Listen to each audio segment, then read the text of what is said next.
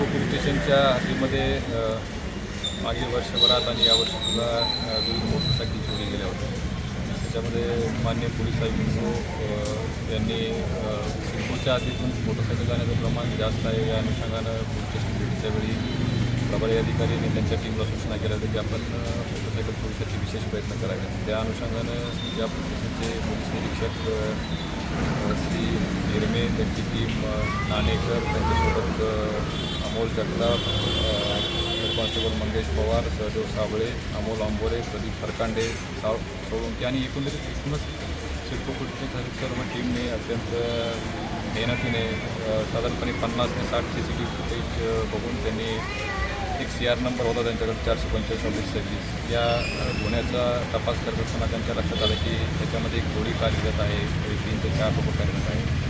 तर 4 आरोपी या गुन्ह्यामध्ये त्यांनी अटक केलेली आहेत आणि त्यांचा 10 दिवसाचा PCR मिळालेला आहे. आत्तापर्यंत आरोपीच्या ताब्यातून 28 मोटरसायकल जप्त करण्यात आलेल्या आहेत आणि एक चांगली कामगिरी केली आहे. त्याचा पुढील तपास चालू आहे. आरोपी 10 दिवस PCR आहे. या तपासामध्ये काही बाबी अजून उत्पन्न होऊ शकतात.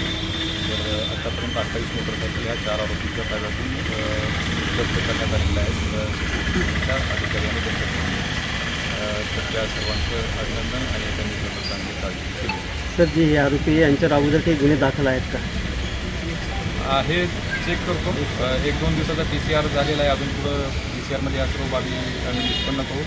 त्याचं रेकॉर्ड पण चेक करू आणि रेकॉर्ड असेल तर त्याप्रमाणे पुढची कारवाई करू. आणि ह्या पूर्ण गाड्या कुठून शोधून म्हणजे कुठून मिळाल्या सर? साधारणपणे मोडसा सिटीची शहराच्या विविध भागातून या गाड्या चोरी करत होत्या आणि त्या ग्रामीण भागामध्ये ओळखीच्या लोकांमार्फत किंवा एजंटमार्फत अशी विक्री करण्यात आली होती.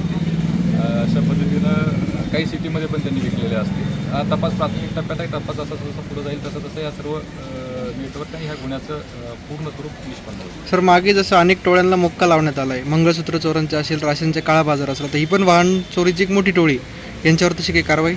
काय मोकाचे स्पेसिफिक सेक्शन आहे, स्पेसिफिक कंटेंट्स आहेत. त्याच्यामध्ये जर आपल्याला असं निष्पन्न झालं की हा मोकाच्या अनुषंगाने याच्यामध्ये कंटेंट आणि त्याची लिगॅलिटी पूर्ण होते, यांच्यावर जर जुने काही गुन्हे असतील आणि ते टोळी म्हणून कार्यरत असताना केलेले गुन्हे असतील तर निश्चितपणे तपासून पुढील कायदेशीर कारवाई करण्यात येईल. आरोपी वाढण्याची शक्यता आहे?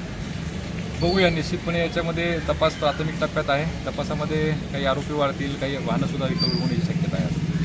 टोटल किती 28 वाहनं आतापर्यंत जप्त करण्यात आलेली आहेत. 4 आरोपी अटकेत.